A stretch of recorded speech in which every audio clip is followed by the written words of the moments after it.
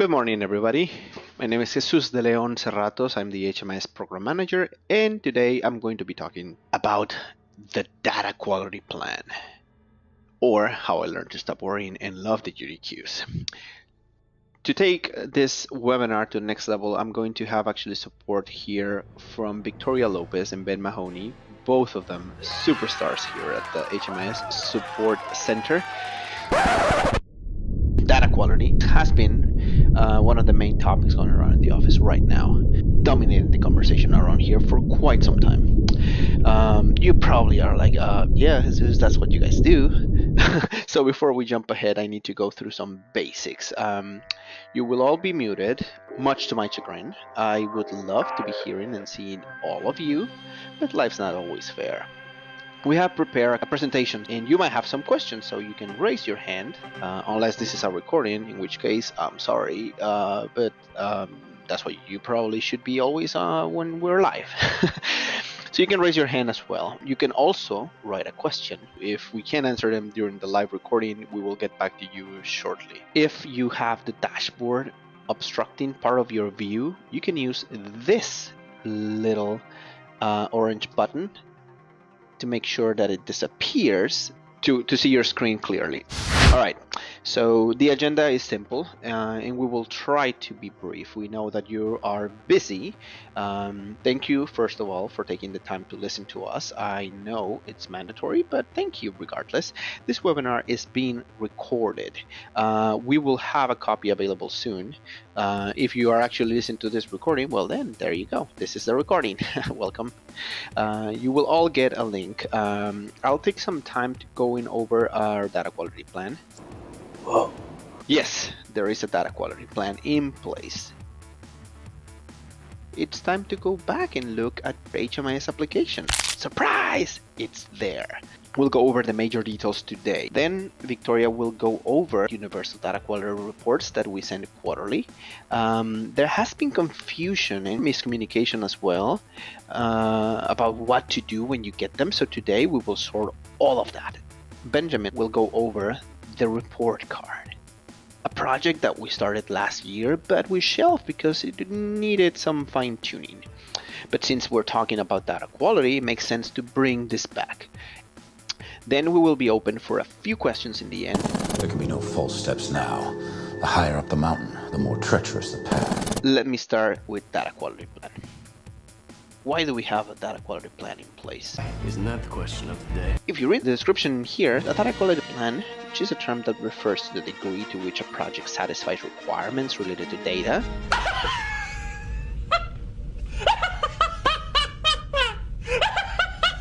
Data, why are you laughing? A data quality plan defines these requirements, assure activities exist to prevent errors, and establishes standards and procedures to control quality. As a result, a data quality plan can help better position the COC to achieve strategic objectives. Now, this plan specifies requirements for relevant, measurable attributes utilized to assess data quality, timeliness, completeness, accuracy, and consistency. Let's start with timeliness. I'm late for a very important date. No time to say hello, goodbye. I'm late. Data enter in a timely manner can reduce human error that occurs when too much time has elapsed between data collection or transaction and the data entry. And here comes the I used to be a case manager speech alert. It is true. Life as a social worker is hectic. I know that for a fact. Too many appointments, too many clients in some cases. I've been sitting writing case notes based on written notes, some of them legible, or even worse, trusting my fading memory.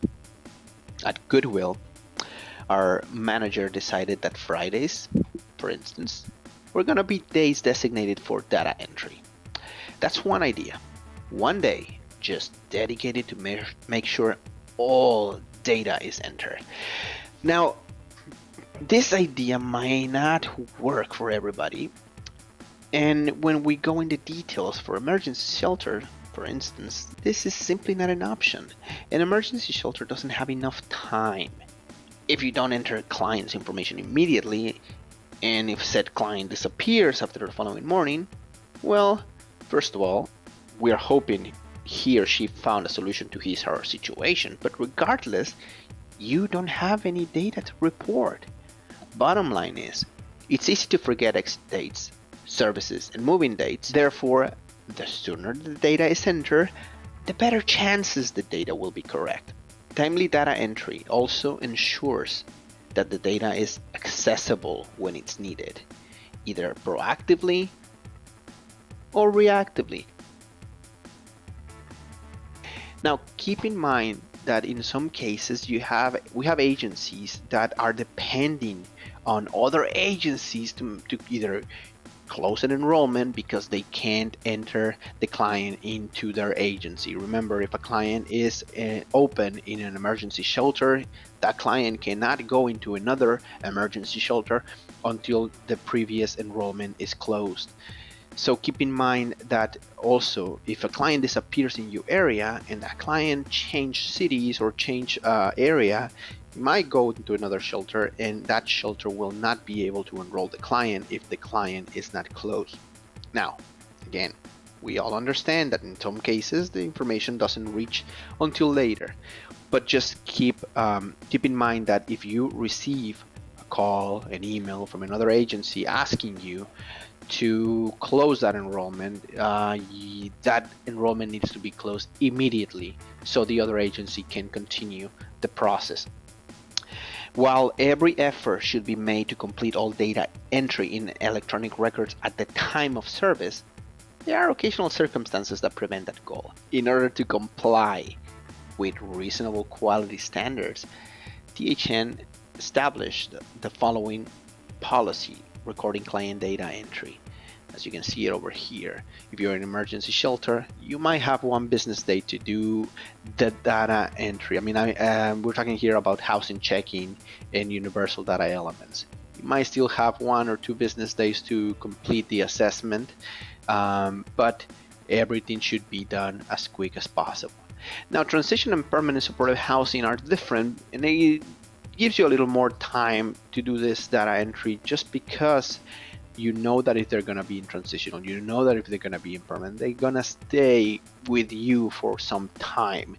So you have a little more space to work with. But again, 3 days, no more than that. Homeless prevention rapid rehousing. This one also gives you 1 business day. Outreach, street outreach, it allows you to have some time to enter your information, maybe like a couple of days, 3 days tops. Remember that if you're running a street outreach program, your data quality is not, or it doesn't count until you add an engagement date. Once that engagement date is entered into your assessment, then the client information starts counting towards your program. So you have a little more time, but remember, once you put that engagement date, all bets are off. Your data starts counting. Supportive services only, you have a little more time as well, maybe like 3 days. Try to keep yourself in these ranges and everything will be great. If we try to change anything, if we try to rely on memory, again, we run the risk of not having all of the information at the time that we need it. Which takes us to completeness. Complete HMIS data is required to fully understand the demographic characteristics and service use of clients in the system. It is also crucial to assist clients in finding the right service, program, and/or benefits to end their homelessness experience as quick as possible. Complete data facilitates confident reporting and analysis on the nature and extent of homelessness, such as unduplicated counts of clients served locally, patterns of use of people entering an existing homeless assistance system, estimation of the effectiveness of the BOS homeless system, etc. These are just some examples. The thing is, projects that are required to use the BOS HMIS must enter data on 100% of clients served. Missing data negatively affects the ability to provide comprehensive care to clients. This is a fact. Eligibility determination, for instance, is directly tied to the data provided. Therefore, all agencies agree upon HMIS implementation to adopt and enforce intake and assessment procedures that align with data collection requirements to prevent incomplete data. The COC goal is to collect 100% of all data elements. However, the COC recognized this may not be possible in all cases. Now, while client doesn't know and client refuse are legible responses to individual client intake and assessment questions, the COC defines acceptable rates for a total of unknown responses at the program level based on data element and project type considerations. To assess completeness quarterly, we run the report on HMIS and send a copy to the local HMIS administrator. By the way, if you don't know who your local HMIS administrator is, ask us. Hint, it's not me. Every agency has one liaison that serves as a bridge from your agency to us. That person receives what we call the Universal Data Quality Report. We send it quarterly. That's the Universal Data Quality Report. And must reply, first of all, verifying the reception of the report. Once you get the report, just email us back as soon as you get it.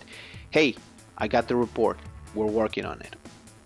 In the not so far away future, the Universal Data Quality Report will be run by the local HMIS administrator.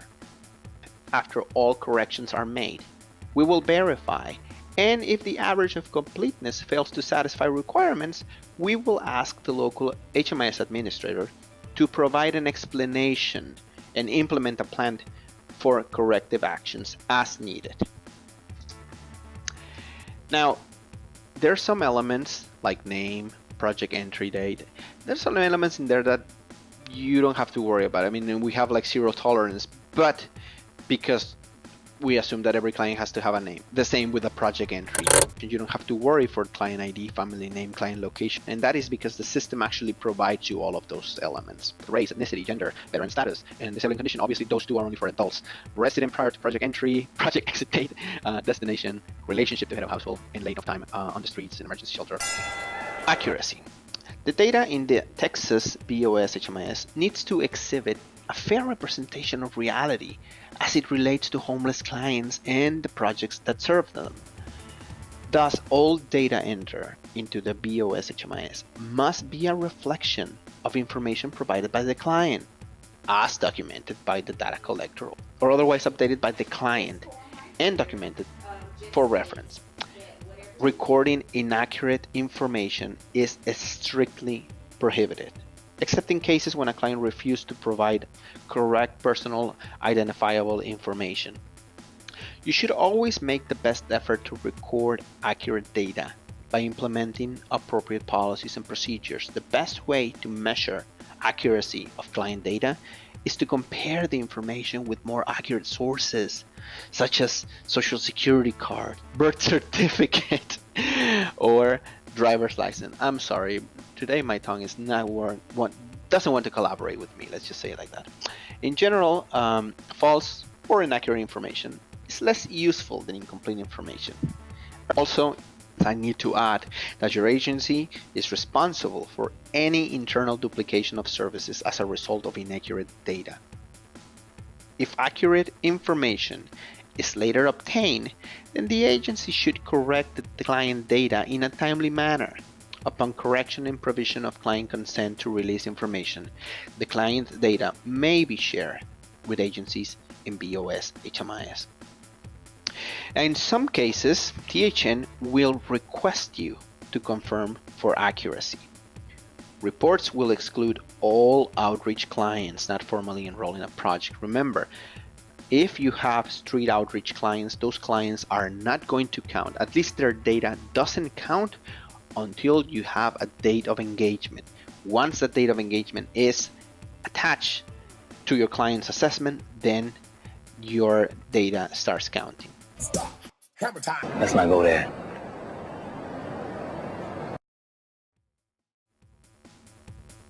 Consistency refers to the standard and uniform practice for implementation, data collection, and data entry across all programs in the BOS HMIS. Inconsistency hinders an agency's ability to satisfy requirements as they relate to timeliness, completeness, and accuracy. One thing that you can do to start, actually, make sure your intake forms are updated and that you're collecting all data required. If your project's failing at completeness because you are using all forms that don't collect information according to the current data standards, that's not really an excuse. We have templates available and we will be sending them to all of you. They are templates. I'm not saying you should use our templates, but make sure you update your forms to collect everything you need to be collecting. Consistency is monitored with a weekly report to identify instances of duplicated client records. To resolve duplication, THN may request additional information to properly identify clients with incomplete data and rule out any false positives. If duplication persists, the user in question must participate in additional training. This is also a biggie, duplication of clients. When you enter a client, make sure you search first. Also pay attention. If you enter name in the last name and last name in the name, it will make it harder for us and confusing to everybody else all around. This is the rule, or this is actually how I tell people to do this. When you're entering a client, obviously you have to search first. If you have a social and a date of birth, do not use them at first. Don't use that to search your client, because if that client is in the system, but the client didn't provide a social before, if you put a social, it's not going to show you that the client is there. So just always try to go first with name and last name. If that doesn't work, if you have a huge list, then you can use date of birth and social to identify your client. Alright, so this is the part where I get serious, because this is serious. If an agency repeatedly fails to satisfy data quality requirements and implement corrective actions, it may result in loss of points for the COC program competition. If the issues continue, THN may find the agency in violation of terms and conditions for HMIS participation, which would result in an immediate termination of all contractual obligations under the HMIS Agency Partner Agreement. Upon contract termination, THN will immediately revoke all HMIS access and deactivate any and all user accounts. I'm here from downtown. I'm here from Mitch and Murray. And I'm here on a mission of mercy. Look, to be fair, we care about all participating agencies, but it is important that you understand also that if your agency is not performing up to par, this affects the entire COC, not just your project's funding. So I invite you to participate, to ask questions, to request support. If you feel like something doesn't make sense, but also update your information. If at some point you had, say, 20 beds, but now you have 15, let us know. Because, well, one, there's no way for us to know, but more importantly, two, it affects the COC utilization rates. There is one thing I always say during trainings, and I'm actually quite proud of it. Coffee's for closers only. We are part of your team. We work with and for you, as in every agency in our COC that uses HMIS. We are part of your team, and I feel it actually when it comes to reporting time. I hear the phone, I see the emails arrive. That's when I know you take my word for it. Now, as a team, we need to work together, not only during reporting time. Help us by responding our emails when we request help. Don't ignore them. I don't like to send emails CCing every single email I have at my disposal from a specific agency, but I will do it when I don't get a reply. It's obtuse, but once more, this is what a team does. We need to communicate. We need to work to make things better. All right, I feel better now that I took all of that off my chest. Now, since I already bored you, I'm going to pass the mic to Victoria. She's going to tell you exactly what to do when you get those amazing UDQs. Take it away, Victoria.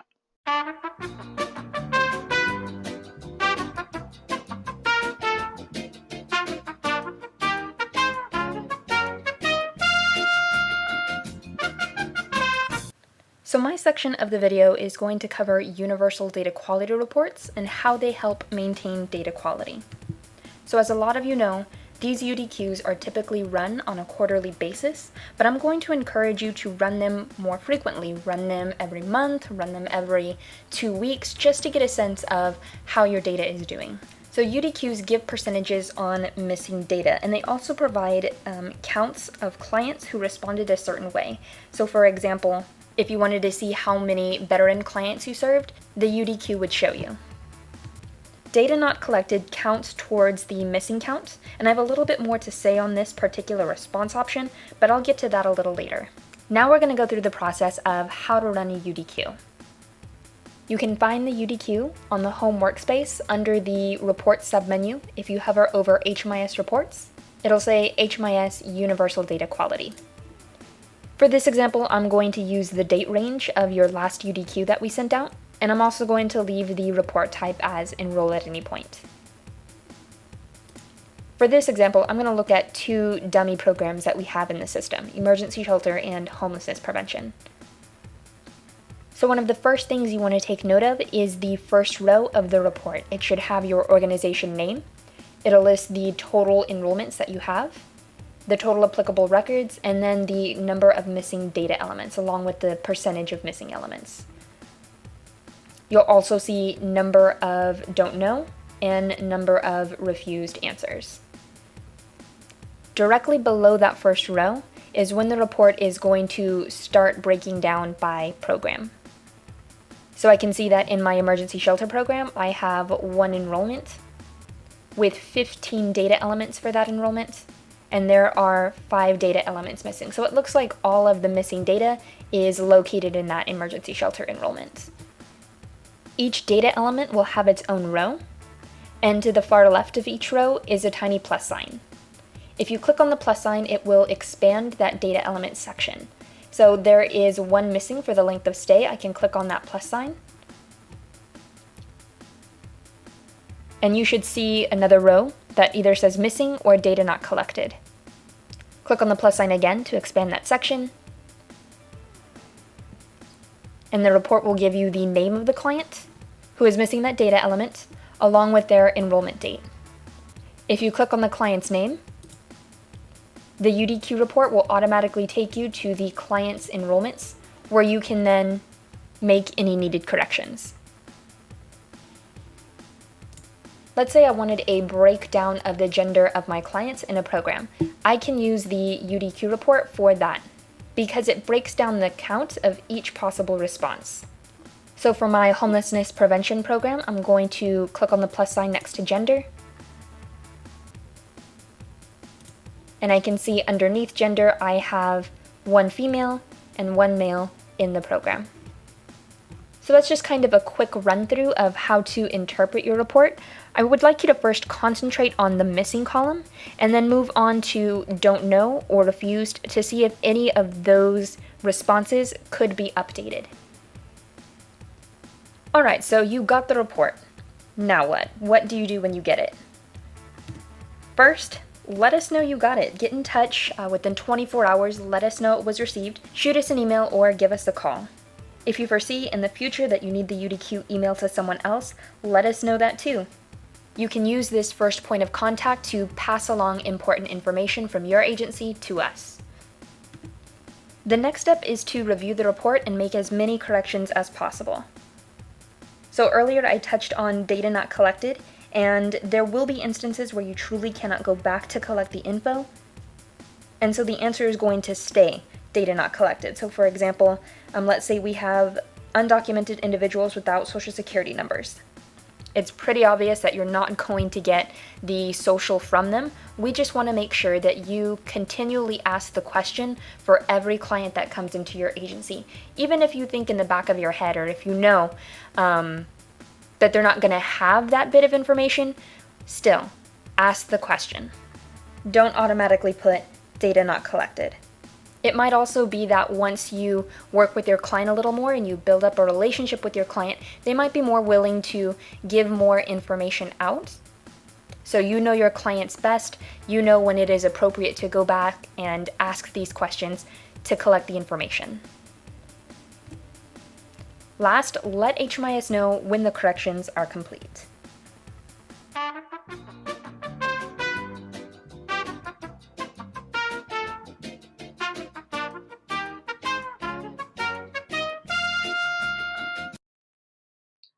So many of you may be asking, why report cards? Well, first, I'd like to say they will help us set clear goals and expectations. These report cards will be cumulative. They'll go from the grant year to now, the quarter. So if we started in October 1st, 2015, that'll keep growing as we go along. So the first report card would be for the first quarter, October through December, and then it'll go October through March, and it'll keep growing that way. So if you're missing some data at the beginning, it would really be beneficial to correct that as soon as possible, so that as you go along, it doesn't build and just snowball out of control. Finally, report cards can be helpful in ideas of having motivation and bringing incentives to the table. We're talking about incentives right now, but the report card can help our motivation in that the goals become solid, they become achievable. It's not this big amorphous, we want quote unquote better data. We now have a definitive way of seeing what that better data is. So we've talked about why we do report cards. Let's move on to what's being measured. THN is developing a new HMIS data quality plan. Basically, this is going to be updated and concise, precise list of things that we're going for, that how it's going to be measured, what percentages we're looking for, and expectations we have between us and our partner organizations here. We're going to measure for accuracy. This will be duplicate clients. That will be a percentage of the duplicate clients or potential duplicate clients versus the number of clients that have been added by that organization. We'll take the number of dupes and subtract 10% off the potential duplicates, because oftentimes there can be true, not the same client, but they're being captured as being the same client by the software's algorithms. So we'll take off the 10% of the potential, and what we have there are would be the duplicate clients, and compare that to the number of clients added in. What this doesn't do is report on cross-organizational duplicates. So if one organization creates a duplicate of a record that another organization made, this process won't really catch that. So you get a little bit of a pass there. But we'll still be doing our Friday morning duplicate client reports. That's something that we'll still continue to combat, and we'll look for your assistance moving forward, helping to keep our data as clean as possible. We'll also be measuring this with timeliness. We'll be taking the averages of these times. So basically, we're looking for data to be entered so many days after the client has started receiving services. And this will vary depending on the program itself. Something like permanent supportive housing programs might have 3 days to get that data in, whereas an emergency shelter or street outreach will have maybe 1 day to get that data in. And we'll be able to compare that to the back end of the database. We'll be seeing the created date, not necessarily the date that was added in. So even if you were to manually type in a date that was potentially a week ago, we would still see today's date, and we'll be able to report on that. And we will be able to give information to the program administrators about who are the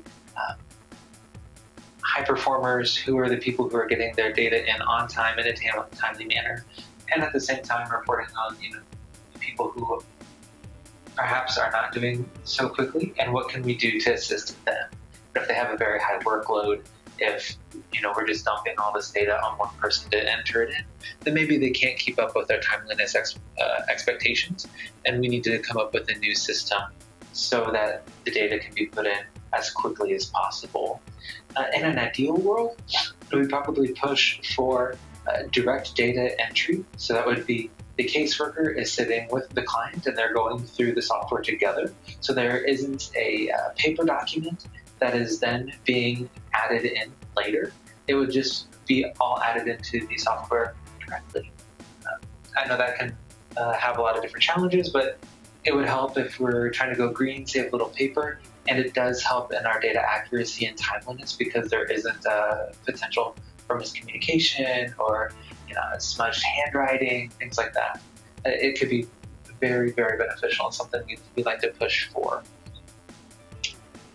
We'll also be measuring response times. When we send the reports and UDQs, we really value a direct and quick response saying, hey, we got this report. If you at least send us the acknowledgement that we sent you the report, I mean, that's some points right there towards your overall grade in our report cards here. We also will measure the amount of time did your organization get the corrections that needed to be made within the deadline that we provided. So this is also very important because if we email the reports to our database administrators and we don't have a response, that could open up conversation for, maybe the emails are off, maybe there's a new administrator, maybe we're sending these emails to the wrong person and a different person should be the administrator. We really need to have those channels of communication open so that we can understand and communicate with you guys just as readily as you can communicate with us. Finally, we're going to measure the reports on the universal data quality, or the UDQ reports. And this element will be weighted more heavily than the others. So if your data is very accurate, if you are timely in your data entry and you respond to us in a timely manner as well, I mean, that's really great. But your data quality is really, really terrible. Those other things aren't going to necessarily save you in the report card. But remember, it is the universal data quality that does affect our reporting at the end of the year with our ARs, APRs, all those sorts of things. And so this is where we have our goals set for having our data accepted into the various shells at the end of the year with HUD reporting. And I think that's it from me. Thanks, Ben, and just want to thank Jesus, Ben, and Victoria. This is Kameron Fowler, Continuum of Care Director with THN. I just wanted to take a few moments to kind of wrap up and reinforce a few things that our HMIS staff shared with us today. One, just want to echo what Jesus mentioned about teamwork. We are in this together, and also emphasize how important data is to the work that we are doing at THN and that all of you are doing. Again, we're here to support you. We also really need to emphasize that communication with you all is crucial. When we reach out to you, we want to hear back, and we know that you all expect the same from us. Data quality is not important and doesn't only impact our COC or ESG funded projects. It impacts all of our projects in the HMIS system. And while it may impact our funded projects differently, we really need everyone in the Texas Balance of State HMIS system to be working on data quality on a daily basis. And that's one of the reasons you heard a few times today about the importance of timely data quality and doing real-time data entry whenever possible. We know that that's not always an option. As Jesus said, I think most all of us, myself certainly for years, was a case manager, and I've worked with several over the years and know how much everyone has to do. I think that's one of the reasons real-time data quality is so important, and that we're really pushing that in the Texas Balance of State, because the longer you wait to enter data, the poorer the quality it becomes. We also recognize you all do have to keep paper client files, and we do think that moving to electronic files is definitely something to strive for most of your funding requirements. You are required to keep paper. I just want to impress upon you all again that entering this data into the system in a timely manner, at least to the minimum standards that are required by your projects, is crucial for the work that we're doing in the balance of state. I just also want to remind everyone that while data not collected and client doesn't know and client refused are all acceptable responses, in the eyes of HUD, those are all null values. That means that as a balance of state continuum of care, we lose points for each time that data is not entered into the system.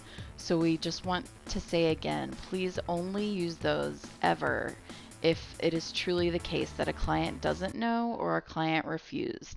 And that doesn't mean that you, as the worker gathering the information, doesn't know, that the client doesn't know or refuses. We find that this rarely happens, and we want it to rarely happen in the balance of state because our data quality is so important to our continued funding and work in the BOS.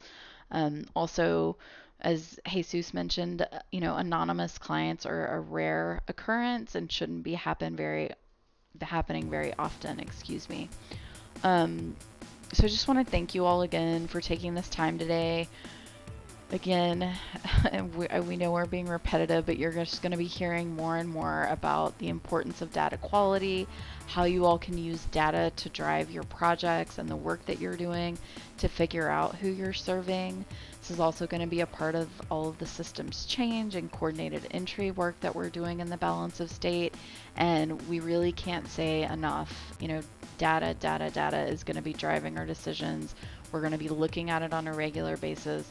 We're going to be expecting responses from you all in regards to your data. We want to support and work with you on using your data and making sure that it's of high quality so that you all can not only continue to receive the funding that you have, but you can get more funding based on the data and services you're providing. If you have any questions about this webinar, please feel free to contact the HMIS staff. Again, they are here to work with you all and support you all. And as we move towards system-wide performance measures, which you're going to be hearing about from us soon, it's just reinforcing the work that we need to do together as a system. This is HUD looking at not just individual projects' performance, but as a continuum of care, the work that we are doing. And we've been scored on this as a COC in the NOFA for quite some time, but they're looking at this in a very different way and how the whole system is responding to homelessness. So we cannot stress enough, again, how important your data is to tell the story about the work that you're doing and who you're doing it for. We want to support you all in increasing and improving your data quality, and thank you all for the work that you are doing in the balance of state to end homelessness. Again, if you have questions, please contact our HMIS team. And also just another reminder to please ensure that our contact information is updated. If we do not know who to send this information to, you all can't meet your data requirements and we can't meet ours. So we have 215 counties that we're serving across the state, and we really need to make sure you all keep us updated. We know that things change and staff move on, but it's so crucial for us to have updated contact information for you all so that we as staff don't have to spend our time kind of trying to chase and find someone at each agency. We can spend that time working on tools and working with you all to support you. So thank you again for your time today, and we hope that this was helpful, and we hope that you all know where to go with questions, and we will see you soon. Thanks. Bye-bye.